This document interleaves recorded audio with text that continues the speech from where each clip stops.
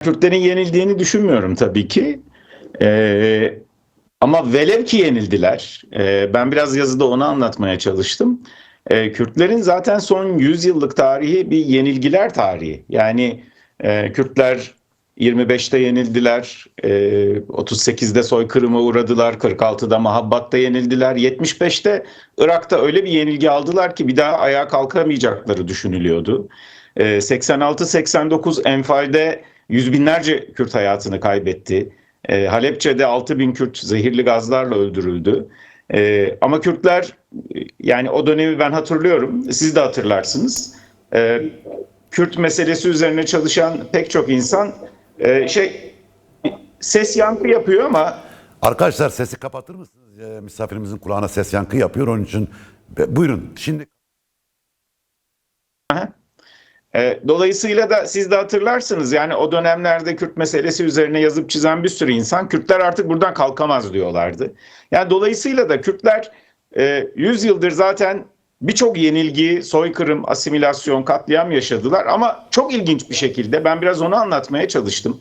Her seferinde bir öncekinden daha güçlü ayağa kalktılar. Yani ne zaman buradan kalkamaz artık dendiyse Kürtler oradan daha güçlü ayağa kalktılar. Bugün de yani peki, ben şunu bir şey hatırlatmaya sorabilir miyim? çalışmıştım. Neden kaynaklanıyor bu? Yani bu acı, zulüm, asimilasyon, katliam sonucu Kürtler neden her seferkinden daha büyük bir güçle, enerjiyle ve örgütlenmeyle ayağa kalkıyorlar? Bunun sırrı nerede? Neden kaynaklanıyor? Ya tabii bir sürü şey söylenebilir ama insanlar, biraz önce onu söyleyecektim. Yani yaşadığımız olayların sıcaklığıyla aslında biz tarihi unutuyoruz. Bazen görmüyoruz.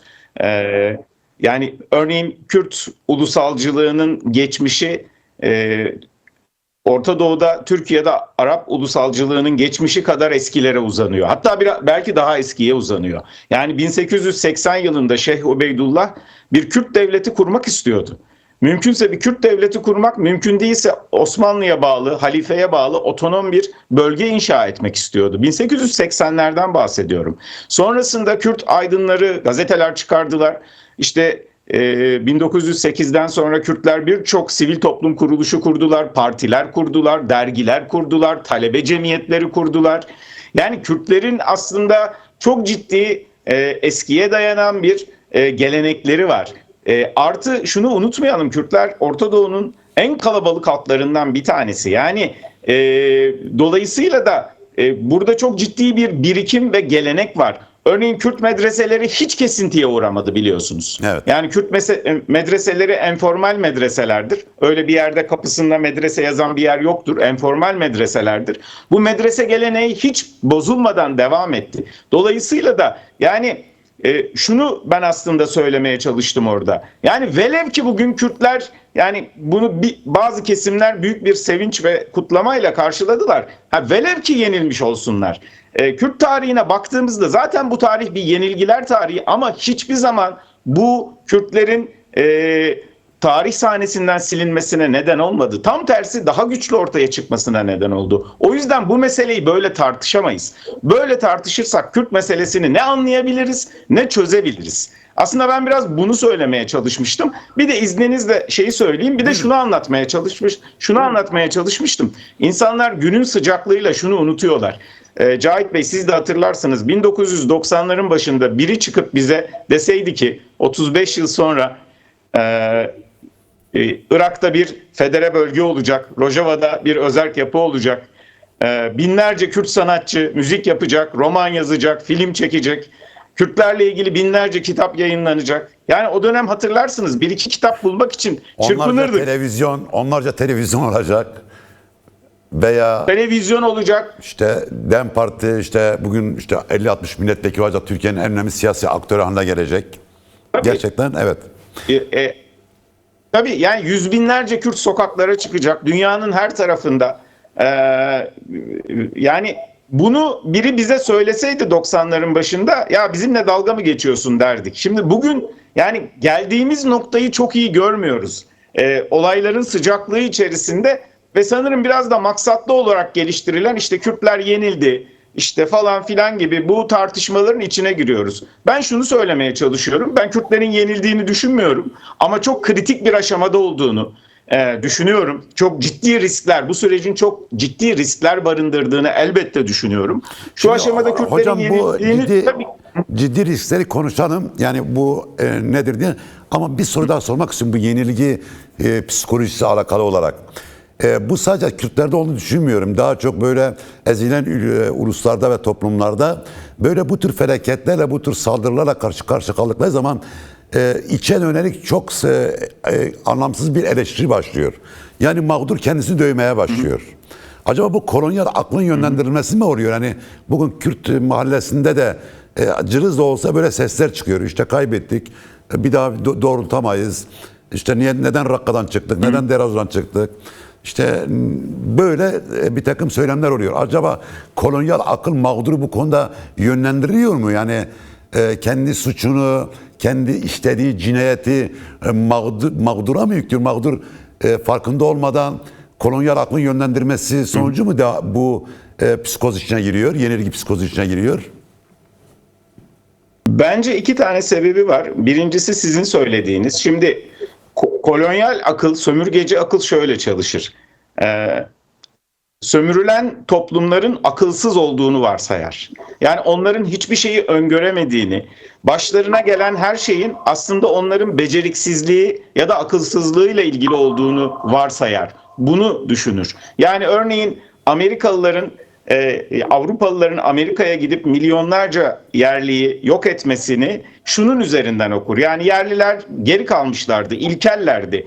Bir akılları yoktu. Oysa biz bugün yapılan çalışmalarla biliyoruz. Böyle değil durum. Şimdi burada da böyle bir kolonyal akıl var. Yani işte 2014'te Kobani'de Kürtler IŞİD'le savaşırken Amerika'nın desteğini tabii ki büyük bir sevinçle karşıladılar. Tabii ki. Ama kolonyal akıl bunu şöyle okuyor. İşte siz de görmüşsünüzdür, işte Kürtler Amerika'nın onları asla terk etmeyeceğini düşündü. Şimdi bu kolonyal akıldır. Yani sömürülene aslında akıl atfetmez. Oysa ki Kürt basınını takip eden herkes bilir ki Kürtler sürekli şeyi tartışırlar. Yani bir gün Amerika bizi terk edebilir, bu tür şeyler başımıza gelebilir, buna hazırlıklı olmalıyız. Yani yüzlerce yazı bulabilirsiniz, binlerce konuşma bulabilirsiniz. Kolonyal akıl bir kere sömürülene akıl atfetmez ve bu nedenle de bir sorun çıktığında onun akılsızlığına, beceriksizliğine ve öngörüsüzlüğüne verir. Ve yani Türk basınını takip ediyorsanız görmüşsünüzdür. İşte SDG nerede hata yaptı? Bir, işte sırtını İsrail'e verdi. Bunun yalan olduğunu hepimiz biliyoruz. İşte Amerika'nın kendisini asla terk etmeyeceğini düşündü. Yani sırf Kürt basınını azıcık takip eden biri bunun da doğru olmadığını görür. Şimdi bir bu var. Yani kolonyal akıl size hiçbir zaman akıl atfetmez. Sizin yenilginizi, kendinizden 1000 kat güçlü askeri bir yapıya yenilmenizi sizin akılsızlığınıza yorar ve siz de bunu kabul edersiniz. Birincisi bu. Ama bir şey daha var Cahit Bey, onu da söylemem lazım.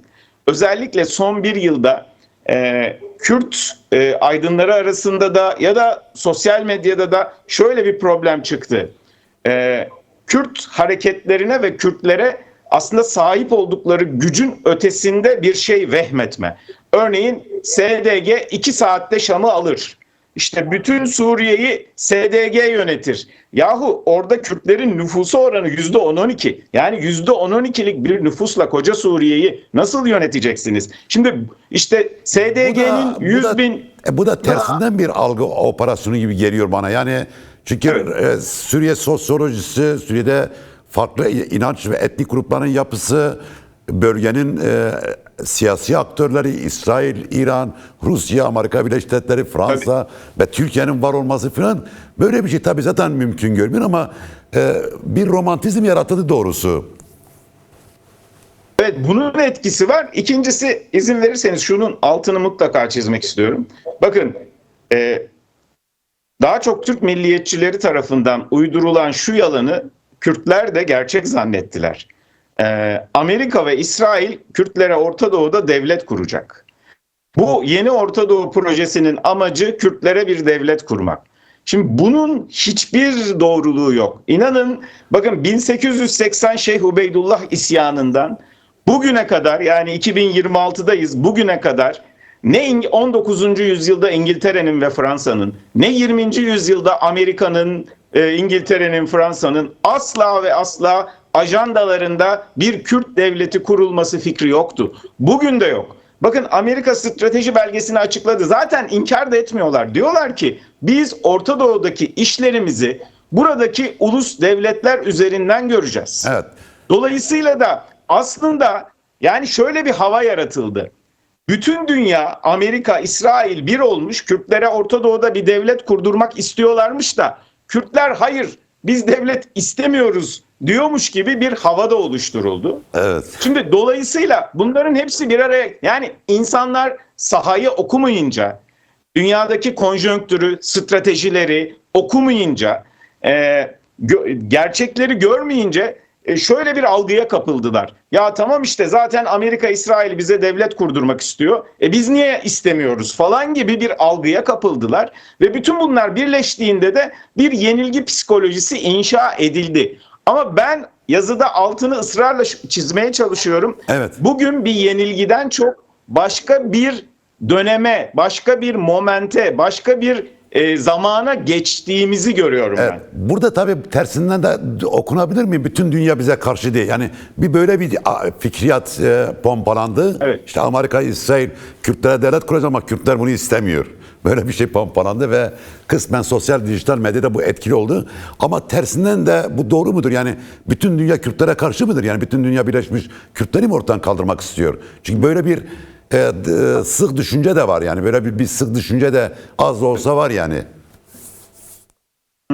Ya şöyle, şimdi Kürtler açısından riskli bir dönem yaşadığımız kesin. Çünkü Cahit Bey, bu tür dönemler, biz bunu Birinci Dünya Savaşı, İkinci Dünya Savaşı'nda da gördük. Bu tür dönemler özellikle devletsiz halkların katliamla, soykırımla karşılaştığı dönemlerdir. Şimdi Orta Doğu'nun devletsiz halkları, yani Kürtler, Aleviler, Dürziler, Ezidiler, Süryaniler, Ermeniler, bu topluluklar gerçekten bir katliam riskiyle karşı karşıya. Bu riski görmemiz ve buna göre düşünmemiz lazım. Bu doğru. Elbette ki bütün dünya bir olmuş, Kürtlere devlet kurmak istiyormuş şeyi nasıl yanlışsa, bütün dünya Kürtlere karşı fikri de yanlış. Ama şunu görmemiz lazım. Alan çok ciddi bir risk barındırıyor ve Kürtlerin hakikaten, geçen Hamit Bozarslan hocamız da söyledi. Yani Evet. Kürtlerin şu aşamada ne Amerika'ya, ne İsrail'e, ne HTŞ'ye, ne Türkiye'ye güvenmesi için bir sebep yok. Kürtlerin dolayısıyla da bu nedenle sahayı iyi okuyup kısıtlılarımız ne, sınırlarımız ne ama imkanlarımız ne? Bunları görmesi lazım. Yani biz yenildik mi, yenilmedik mi gibi saçma bir tartışmayı yapmak yerine bu durum bize kısıtlılıklarımızı gösterdi. Evet, bizim kısıtlılıklarımız ne? Konjonktür ne? Ama imkanlarımız ne? Bakın, bu imkanları görmüyor insanlar. Asıl olarak bizim bu imkanlar üzerine konuşmamız lazım. Şimdi az önce tabii dün akşam da Eyüp Burç konuğumla ona da sordum. Size sorayım. Siz bu bir noktayı başta açınca aslında bunu sona bıraktım. Dedim ki bu daha önemli. Bazı durumlarda siz bir felaket yaşarsınız ama çok kısa bir dönemde bu felaket başka olanaklar açar sizin önünüze. Yani bu tarihte böyle oluyor. 90'lı yılları dediniz. Biliyorsunuz 91'de 6 Mart'ta Güney Kürdistan'da bir ayaklanma meydana geldi. Rani ayaklanması. Koalisyon güçleri, Amerika o dönemde Kürtleri, tırnak içinde söylüyorum, yalnız bıraktıysa yalnız bırakacaktı. Ve büyük bir insani felaket yaşandı. Yüz binlerce insan işte Türkiye sınırına ve İran sınırına gitti ve okuş koşa 10 binlerce insan öldü. Ama çok kısa bir zaman sonra, yani 7-8 ay sonra durum değişti ve de facto olarak Federal Kürdistan ortaya çıktı. 92'de parlamento kuruldu biliyorsunuz. 2003'te de Saddam rejimi yıkılmasıyla hukuki bir statü elde etti. Şimdi Halep'ten başlayan ve bugün Rojava ile ilgili konuştuğumuz mesele böyle bir duruma yol açabilir mi? Yani kaybettiğimiz noktada gerçekten Kürtler daha iyi tarih sahasına başka bir şekilde çıkabilir mi? Örneğin şu anda mutabakatla ortaya çıkan bu de facto durum rasyonel bir Kürt özelliğine, Rojava özelliğine, hukuki bir statüye yol açabilir mi sizce? Şimdi onu bilmek çok zor tabii ki. Ama şunu söylemek lazım. Bu son yaşananlar, demin de söylediğim gibi Kürt hareketinin ve Kürtlerin belirli sınırlılıklarını bize gösterdi. Ama başka bir imkanı da gösterdi. Olaylar başladığı günden itibaren dünyanın dört bir tarafından Yüz binlerce Kürt sokaklara döküldü. Şimdi biz orada müthiş bir enerji, yani Orta Doğu'da 45-50 milyon Kürt yaşıyor. Diasporada milyonlarca Kürt yaşıyor. Ortalığa gerçekten çok güçlü bir enerji çıktı. Yani çok güçlü, çok çeşitli, çok büyük bir enerji barındıran bir Kürt toplumuyla karşılaştık. Şimdi bakın, bu çok önemli. İnsanların burayı atlamaması lazım. Şimdi tabii ki öz eleştirel davranmak lazım. Tabii ki eleştiri de yapmak lazım. Yani örneğin konuşuyoruz işte, SDG acaba Deir Zor ve Rakka'dan daha erken çıkabilir miydi, şunu yapabilir miydi, bunu yapabilir miydi, ki kendileri de söylüyorlar. Yani SDG sözcülerinin çoğu halkımızın eleştirilerini biliyoruz, dinliyoruz ve kabul ediyoruz da diyorlar. Ancak biz buraya odaklanırken asıl önemli noktayı görmüyoruz. Yani 45-50 milyonluk, en az 45-50 milyonluk canlı, çeşitli, dinamik ve ulusal bilincine sahip, işte geçen bir programda onu anlattım. Yani Kürtler son 100 yılda bir ulus devletleri olmadan ulus bilinci inşa eden çok ilginç bir örnekle karşımıza çıktılar. Evet. Yani bu çok kıymetli. Bu ivmeyi, bu birlik duygusunu buraları atlamamak lazım. Asıl yoğunlaşacağımız, oturup tartışacağımız şey Cahit Bey bu. Yani bu yeni kitle, bu çeşitli, dinamik kitleyi nasıl yeni örgütlenme biçimleriyle bir araya getirilebilir? Bu kitle nasıl katılımcı, çoğulcu, öz yönetime dayalı yeni örgütlenme biçimleriyle bir araya getirilebilir? Bunların konuşulması lazım. Bakın, özellikle bir şeyin altını çizmek istiyorum. Kullanılan dil. Yani şu anda birçok Kürt aydınının kullandığı dil eski dil. İşte polemikçi, düşmanlaştırıcı, ötekileştirici, işte benim gibi düşünmüyorsan ya hainsindir, ya işte şusundur, ya busundur. Şimdi bizim yeni bir dile ihtiyacımız var. Yeni bir örgütlenme perspektifine ihtiyacımız var. Ortada çok ciddi bir enerji, çok güçlü bir ulus bilinci olan, canlı, çeşitli, farklılıklar barındıran bir Kürt kitlesi var. Asıl imkanları buralarda aramak lazım. Evet, bu dili değiştirmek lazım Evet. Cahit Bey. Yani bakın, polemik bize hiçbir şey kazandırmaz. Bizim şu anda Kürtlerin ihtiyacı olan şey diyalog. Ortak bir akıl üretebilmemiz için diyalog içinde olmamız lazım. Polemik içinde değil. Bu eski dili, bu eski örgütlenme zihniyetini, işte küçük olsun benim olsun, ben kendi cemaatime konuşurum, bu anlayışları terk etmemiz lazım. Dolayısıyla da ortada müthiş bir ivme var. Bu ivme doğru kullanılırsa bu Kürtler açısından çok önemli bir kazanım olabilir. Onu söylemeye çalışıyorum. Doğrusu şöyle bir şey de var tabii, bu felaket tellerinin aksine Rojava merkezi orta, sizin söylediğiniz bu dinamiğin, enerjinin ortaya çıkması. Yani bu enerji tabii başka zamanlarda da kendisi gösterdi ama bu son Rojava birlikte gerçekten inanılmaz bir enerji ortaya çıktı Kürdistan'da ve Kürt toplumunda. Küresel vicdanda da büyük bir yankı yarattı. Yani Kürtler neredeyse devletlerin politikalarını değiştirebilecek bir etki gücüne sahip olmaya başladılar. Bu da çok kıymetli. Yani yenilgi zafer meselesinden bahsedersek aslında bu süreçte Kürtlerin hem ulusal birliklerin kurmaları hem böyle bir enerji ortaya çıkarttı hem de küresel çapta Kürdistan sorunu dünyanın gündeme taşımaları da çok önemli. Buradan bakarsak eğer süreç sizce nereye doğru gidiyor? Yani örneğin SDG-Şam mutabakatı uygulandığı zaman buradan ne tür sonuçlar çıkabilir? Bir simülasyon yapabilir misiniz? Birkaç cümleyle, birkaç dakika içerisinde.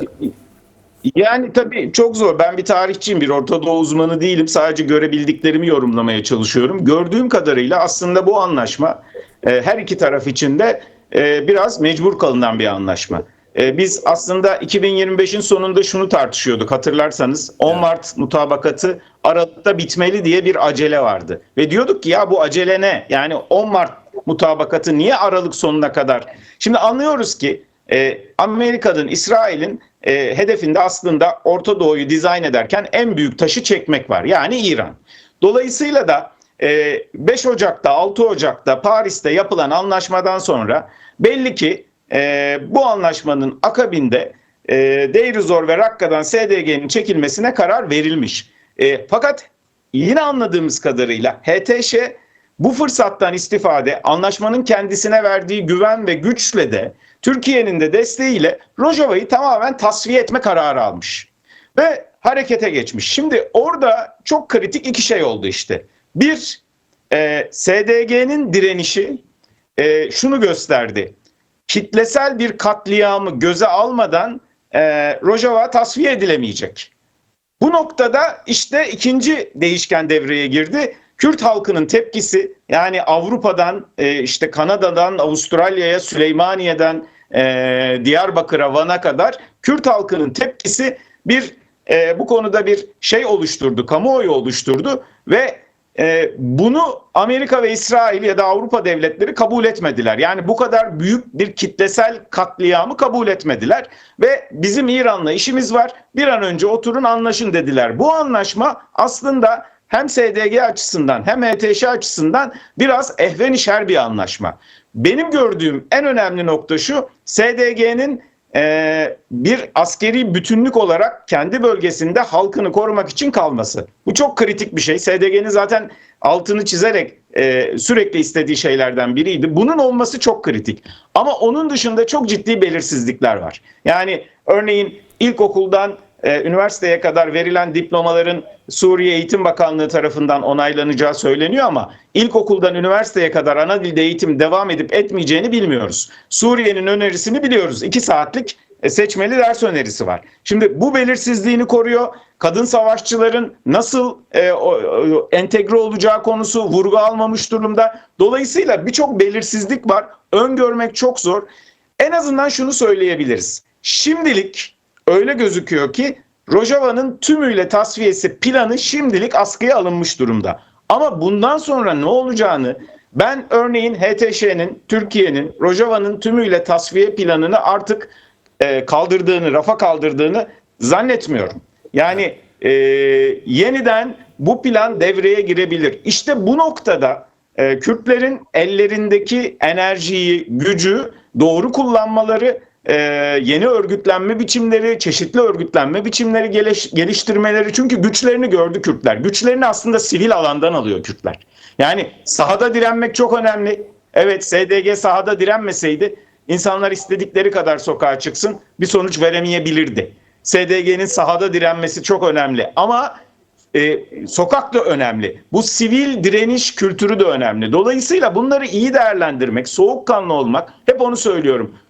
Yani Kürt aydınlarına burada çok büyük bir görev düşüyor. Bu eski dili artık terk etmemiz gerekiyor. Yani polemikçi, sürekli karşı tarafı suçlayan, ötekileştiren dil yerine yani ortak bir akıl üretmek için diyalog zemini oluşturmamız gerekiyor. Örneğin Kürt medyası herkes sadece kendi cenahına, kendi cemaatine hitap etmemeli. Kürt medyası çeşitlilik barındıran, çok farklı fikirleri barındıran, Kürt kamuoyunu yansıtan bir nitelik kazanmalı. Evet. Kürt medyası bizim bu ortak aklı bulmamız için kullanacağımız platformlardan biri olmalı. Yani bizim bu polemikçi, eski dili bırakıp gerçekten artık ortak akla ulaşmak için birbirimizin farklılıklarına saygı duyup ortak bir akıl üretmemiz ve bunun için diyalog içinde olmamız lazım. Benim gördüğüm çok önemli bir fırsat var ama eski örgüt mantığı, eski örgütlenme şablonları ve eski dil kullanılırsa maalesef bu ivmeyi kaybederiz.